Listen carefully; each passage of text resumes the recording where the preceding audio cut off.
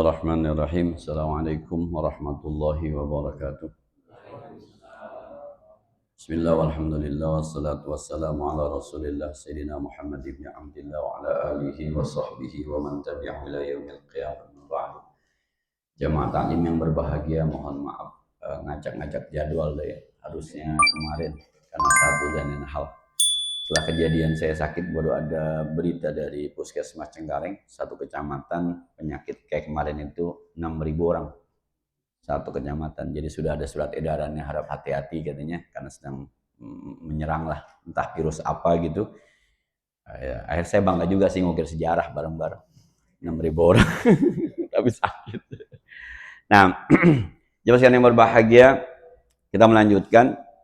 Kalau ada orang yang tidak berwudu, maka ada beberapa hal yang mereka dilarang melakukan aktivitas keagamaan. Yang disepakati sholat tawaf. Dari sana, harusnya dari sana ini. Nah, iya betul. Di sana, dari luar ya.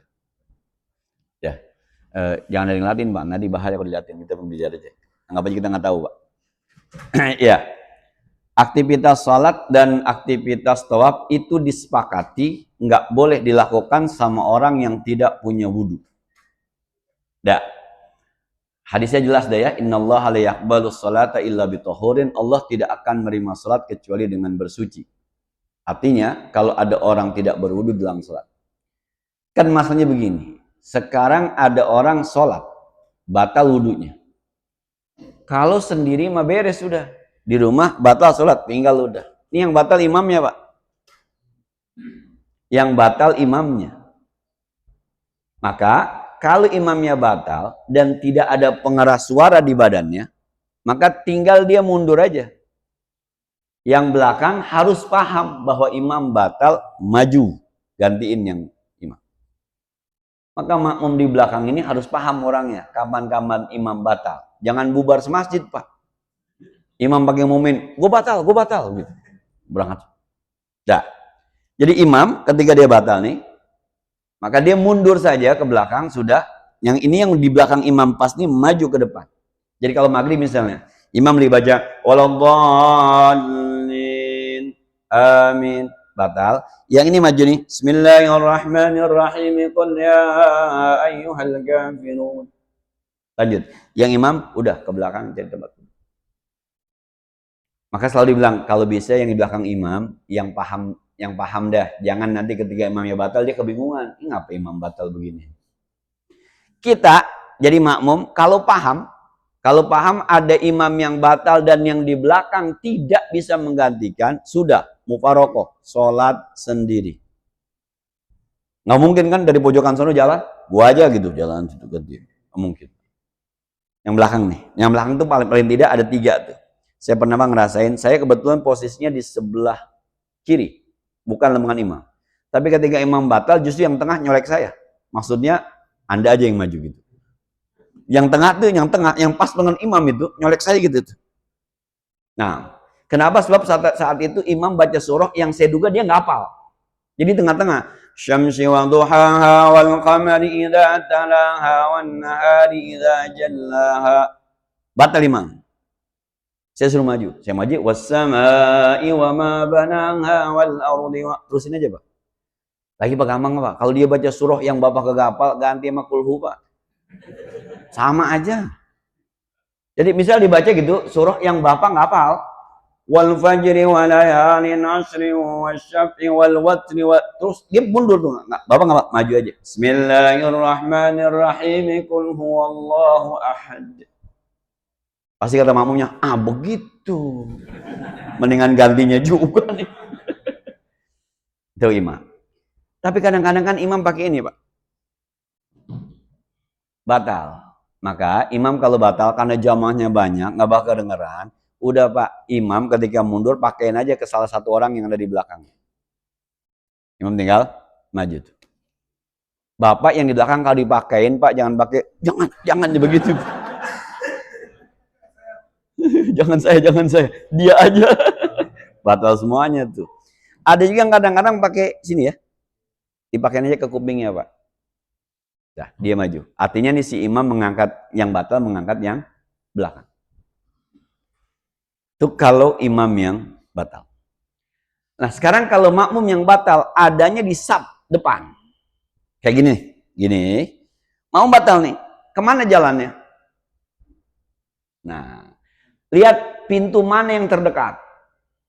Ini kan pasti ke belakang ya. Maka kalau ke belakang Pak, usahakan yang batal jalannya lurus Pak. Lurus jalannya. Ketika batal, lurus jalannya. Jangan jijak begitu. Yang dilewatin jangan pakai jagain begini Pak. Kan kadang-kadang kalau Nabi gini gitu, kalau ada orang sholat di depan kamu maka jaga. Kalau dia nggak mau, bunuh aja, sebab itu setan. Lah sekarang misalnya tempat wudhunya di sini, dia batalnya di sini, kan jalan Pak kemari, biar terdekat. Dijagain sama temennya. Lah nggak kelar-kelar, nggak beres-beres. Maka kalau yang di belakang ini jalannya lurus aja Pak. Yang di sini juga Pak, kalau bisa lurus, pas di ujungnya baru. Yang makmum lain paham aja, ini batal. Jangan diterusin, nggak ada yang tahu ini. Bapak sholat menghadap Allah Pak. Saudara nggak ada yang tahu, teman nggak ada yang tahu, Allah Maha tahu. Nggak boleh sholat tanpa wudhu. Nah, yang parah khotib Jumat Pak batal. Khutbah nggak apa-apa. Khotib Jumat nih, mana khutbah kedua Pak batal. Harus diulang Pak dari khutbah pertama. Nah, jadi kalau ada yang menggantikan, misal dia di khutbah kedua, Alhamdulillahilladzi anzalal Qur'ana bilisanin Arabiyyin mubin. Dia merasa batal. Mohon maaf, saya batal. Ada yang gantiin. Itu dari awal lagi Pak. Dari khutbah pertama lagi. Sebab khutbah itu satu paket. Harus digantikan dari khutbah pertama. Yang menggantikan udah Pak, jangan panjang-panjang khutbahnya. Kalau pakai mazhab Syafi'i, yang rukun-rukunnya saja. Alhamdulillah. Asyhadu an la ilaha illallah wa la syarika la. Wa asyhadu anna Muhammadan abduhu wa rasuluh. Allahumma shalli ala sayyidina Muhammad ibn Abdillah wa ala alihi wa sahbihi wa man tabi'ahu ila yaumil qiyamah. Amma ba'du fa ya ibadallah, usikum wa nafsi bitaqwallah faqad fadal muttaqun. Bapak-bapak, kita jaga salat kita. Yang meninggalkan salat dosa besar. A'udzubillahi minasyaitonir rajim. Wal asri innal insana fi khusr. Barakallahu li wa lakum. Begitu Pak. Jangan pakai alhamdulillah. Kata yang satu tadi udah lama banget. Ganti ini makin lama aja. Nah, maka ada yang bilang itu khutbah Jumat jangan lama-lama. Apalagi mohon maaf ya teman-teman yang pada kerja. Sekarang sudah jam 12 lewat 2 menit Pak. Ada kemungkinan teman-teman belum makan siang. Ada teman-teman yang besok. Kecuali kan gini, kalau johornya setengah 12 lewat 10, ada kemungkinan belum makan siang. Pokoknya kalau bisa mah 15 menit paling lama. Saya khutbah di Bintaro itu ditulis Pak di inannya, di podiumnya. Sholat dan khutbah dan sholat plus min 25 menit. Sholat, khutbah, sholat, doa, itu rapi dah pokoknya kelar semuanya tuh. Plus minus 25 menit. Saya sebagai khutib setuju. Ngapain juga lama-lama. Nah, kalau disuruh Pak ini bikin kuesioner gitu, mana sukaan khutib cepat sama lambat. Cepat semua. Lu mau ngomong apa gitu kan. Dah, itu kalau sholat batal, maka jangan dilanjutkan. Cuma caranya begitu caranya. Mohon maaf Pak, angin, mohon maaf ya, kalau keluar angin bisa ditahan Pak. Bisa ditahan, batal dulu Pak, baru dikeluarin. Jangan keluar dulu baru batal. Ini kalau jamaah, Katanya wah nih kayaknya udah stadium 4 nih. Bapak udah batal dulu, batal di luar nanti baru brepek-brepeknya di luar, Pak. Jangan di masjid keluar. Ya kan itu apa notnya beda-beda. Ringtone-nya beda-beda.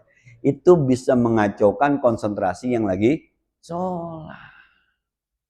Dia mau bunyi tut, dia mau nyetet, dia mau nyetit Pak, tetap aja itu bermasalah. Jadi kalau kelihatannya, ini mau kurangin nih, kurangin. Ah bukan kali, kurangin, udah batalin aja, keluar. Nanti di dalam WC baru keluarin Pak. Jangan di masjid banyak orang. Kalau di kampung banyak tuh Pak, di kampung-kampung Pak, aki-aki biasanya Pak. Nah, lagi sholat tarawih, batal jangan aja kainnya. Apa dia bilang? Batal gua. Kata anak kecil, saya kentut. Kita kan yang di depan dengerinnya, ya Allah, pasti Pak kedengeran, pasti kedengeran. Saya nggak tahu di sini ada nggak yang kalau sholat tuh suara-suara nggak kedengeran. Teman-teman sholat, kemudian ada suara nggak kedengeran gitu. Jadi saya lagi sholat Pak, jadi imam. Anak kecil sholat di belakang, lagi tahiyat. Orang-orang baca at-tahiyat tuh dia nyanyi Pak, ampar-ampar pisang, pisang gue begitu. Terus ketika saya ngaji, bapak-bapak dengar semua Pak. Nah, jadi itu bakal mengganggu. Ya, itu yang pertama, membatalkan sholat. Pokoknya kalau orang tidak punya wudhu, haram. Jadi kalau bapak bilang, nggak ada yang tahu ini kita sholat aja, haram. Ada dosanya. Karena menghadap Allah tanpa keadaan yang suci. Yang kedua, tawaf. Ini mah tawaf.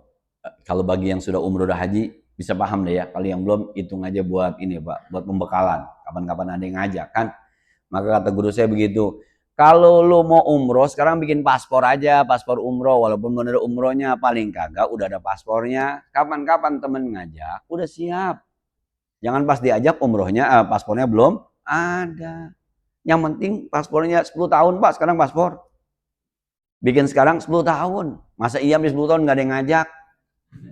Ada kali masa. Nah, kalau teman saya bilang begitu, kalau belum punya motor paling kagak helm, punya helm. Punya helm. Kapan-kapan ada yang ngajak, helmnya ada boncengan. Dah. Orang tawaf tuh Pak, kalau belum punya wudhu, mau tawaf pasti gampang. Ini mah di tengah-tengah tawafnya. Lagi tawaf, yang harusnya 7 putaran, dapat 4 putaran, batal. Mohon maaf deh ya, mohon maaf. Mudah-mudahan kita balik lagi nih. Kalau ini Hajar Aswad kita mulai di sini. Bismillahirrahmanirrahim. Kan kalau 1 putaran dihitung, kalau sudah muter sampai sini baru hitung 1 putaran. Kalau sampai sini Pak, belum dihitung 1 putaran. Anda batalnya di mana? Ketika mulai Allahumma imanan bika wa tasdiqan bi kitabika wa fa'an bi wa'dika, terus muter. Ternyata batalnya di sini. Itu belum dihitung 1 putaran. Gua putaran keempat, tapi batalnya di sini belum dianggap 4. Berarti baru 3. Nah, kalau tawaf lain tuh batal, wudu, nanti mulai lagi berarti nyambung. Tadi sudah selesai 3, berarti sekarang ke 4. Nah, cuma kadang orang, mohon maaf Pak, kalau orang baru melihat Ka'bah, saking haibahnya, saking karismanya, saking takjubnya, nangis, kadang-kadang hitungannya lupa Pak, berapa hitungan itu. Jadi ada orang yang begitu melihat Ka'bah udah, ya Allah akhirnya sampai juga ke depan Ka'bah, terima kasih Allah, akhirnya tawaf juga ngerasain, ya Allah, Allahumma imanan bika. Saya ngerasain Pak 2003 tuh. Jadi saya sama ibu saya tuh tawaf pertama tuh, kata ibu saya udah berapa? Saya lupa Pak. Ini 5 apa 6? 5 apa 6?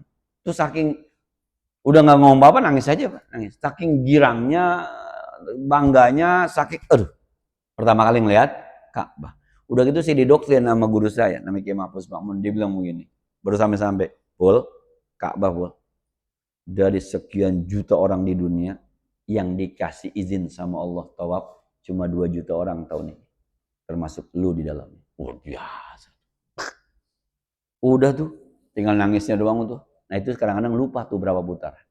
Dah, kalau Bapak lagi tawaf itu batal, putaran ketiga, tapi belum selesai ketiga, berarti Bapak baru 2 putaran. Nanti nyambungnya baru mulai lagi putaran ke-3. Batal lagi ke-5, balik lagi. Berarti 5-nya belum selesai kan? Berarti baru 4, muter lagi. Nah, hanya mazhab Hanafi yang membolehkan tawaf dalam keadaan tidak suci. Hanya mazhab Hanafi. Maka ini bisa digunakan kalau dalam kondisi normal saya tidak mensarankan menggunakan ini.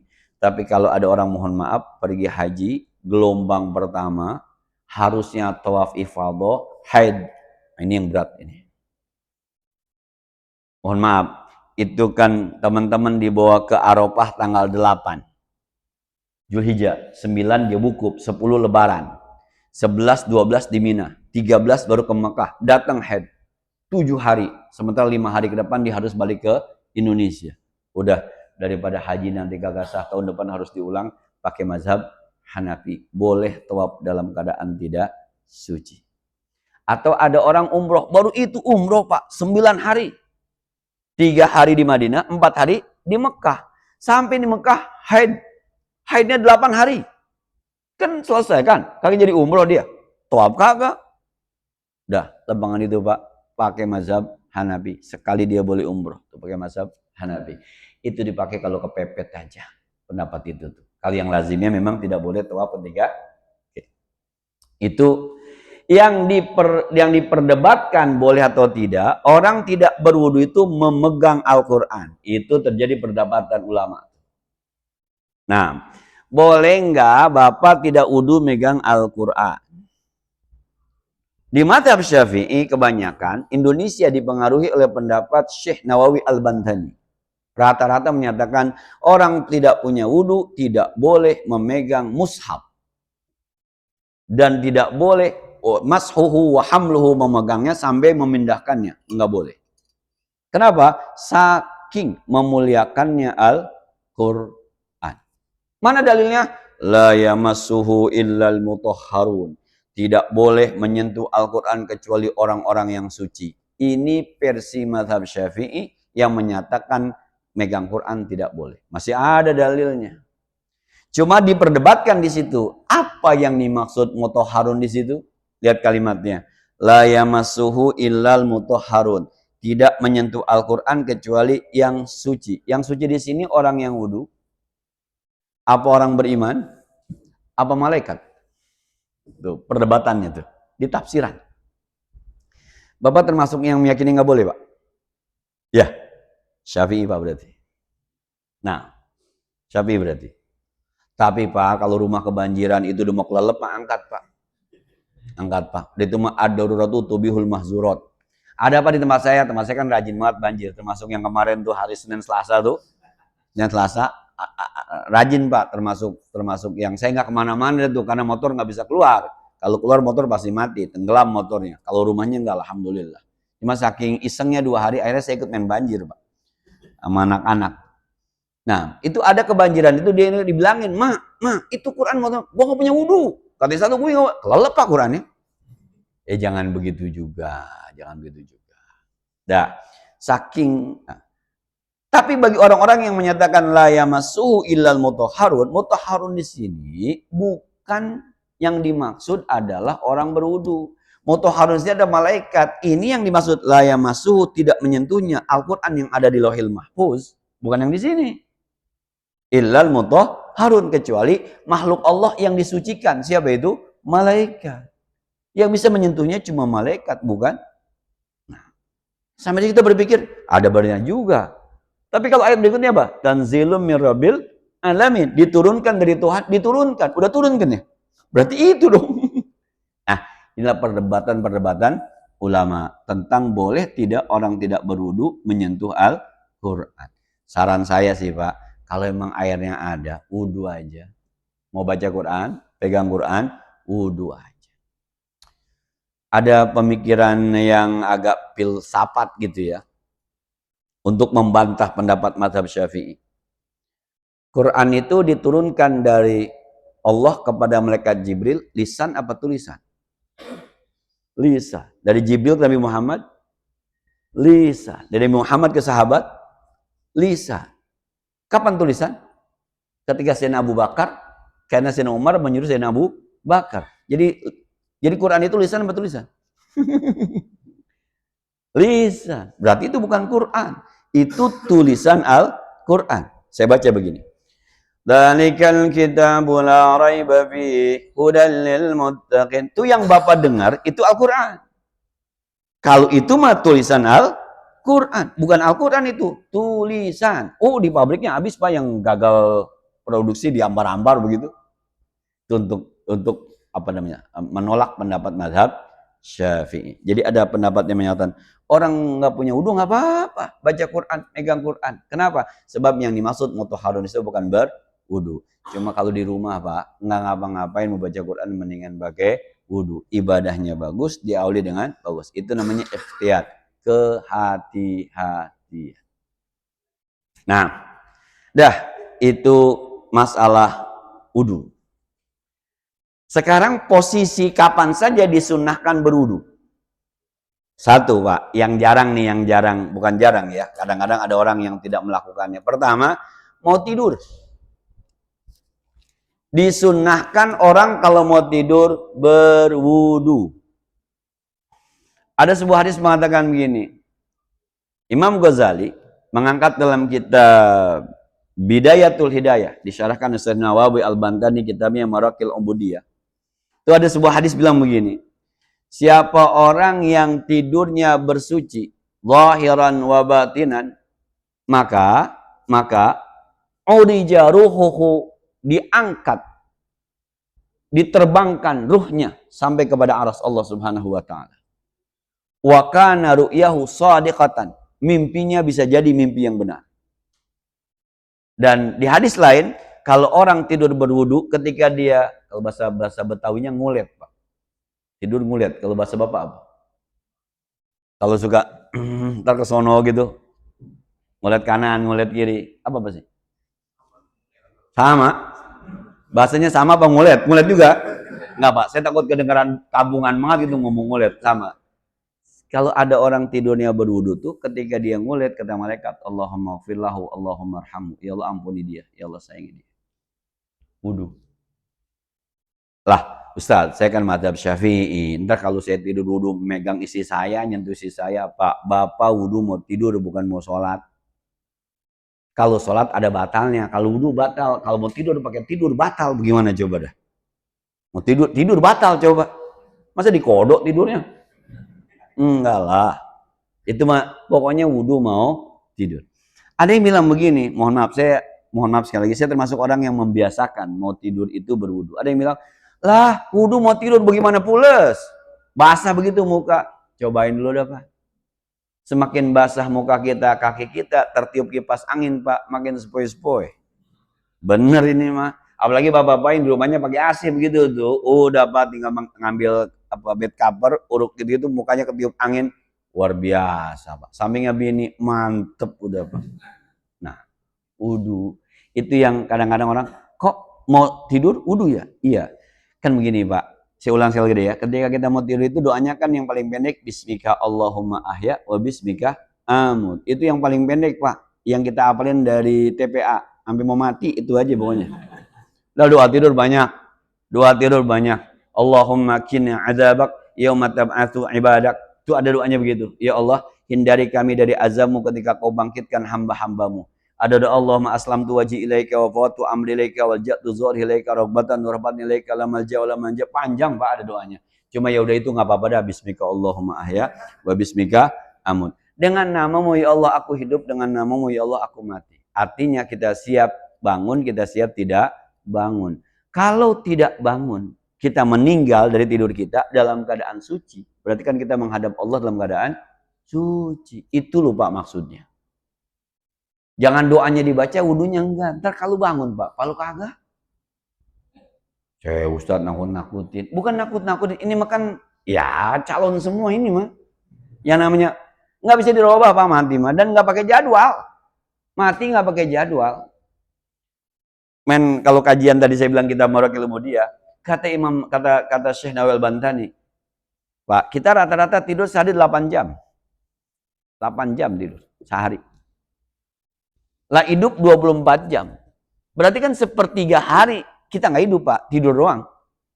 Kalau Bapak umurnya 60, berarti Bapak yang benar-benar hidup cuma 20 tahun. Iya.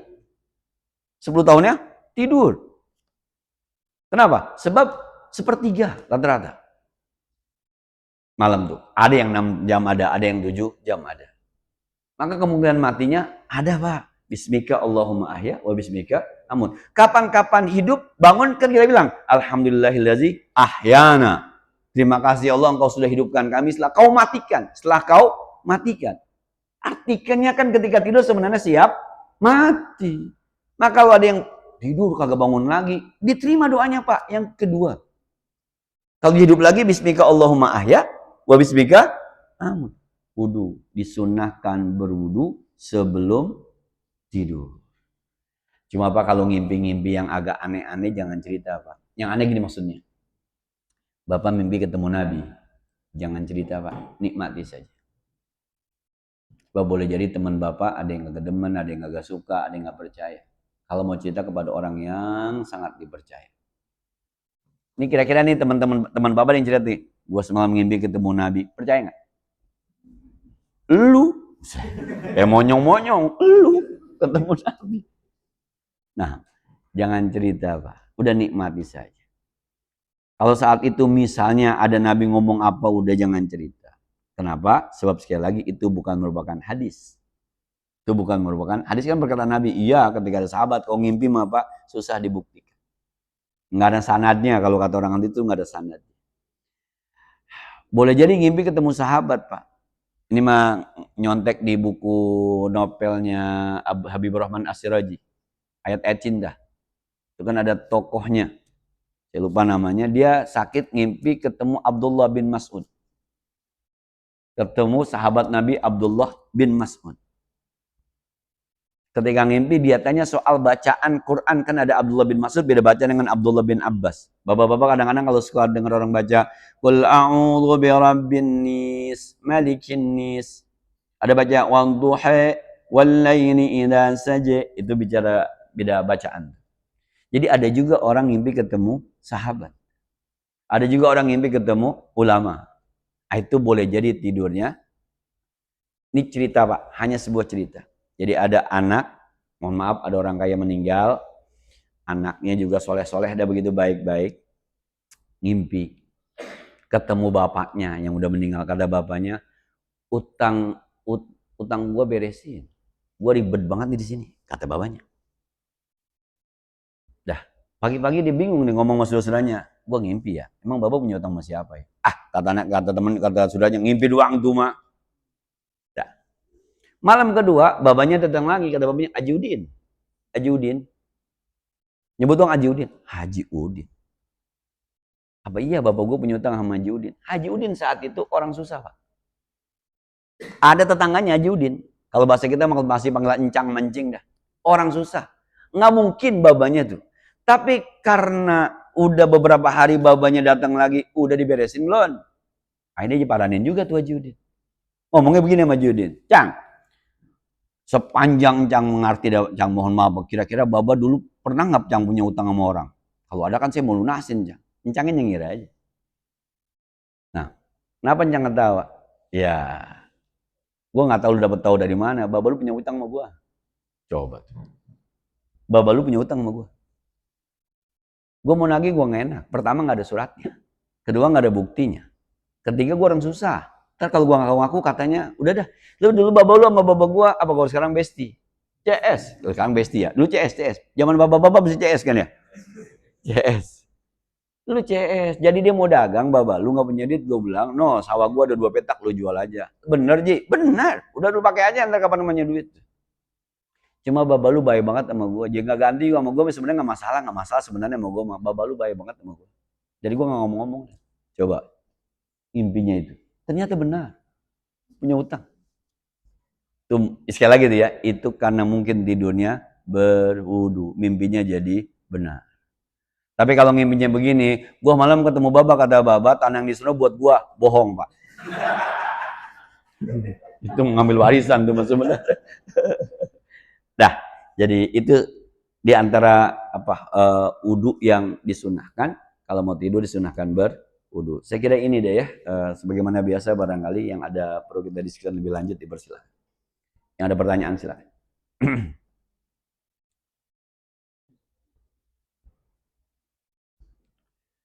Cukup deh, mohon maaf sekali lagi, mudah-mudahan selanjutnya tidak ngajak. Ya, khawatir Bapak sudah ada janjian sebenarnya. Tapi hari Kamis mah puasa semua kan ya? Orang-orang Pak. Nah, cukup deh, Al-Fatihah. Bismillahirrahmanirrahim. Alhamdulillahirabbil alamin arrahmanir rahim maliki yaumiddin. Iyyaka na'budu wa iyyaka nasta'in ihdinas siratal mustaqim.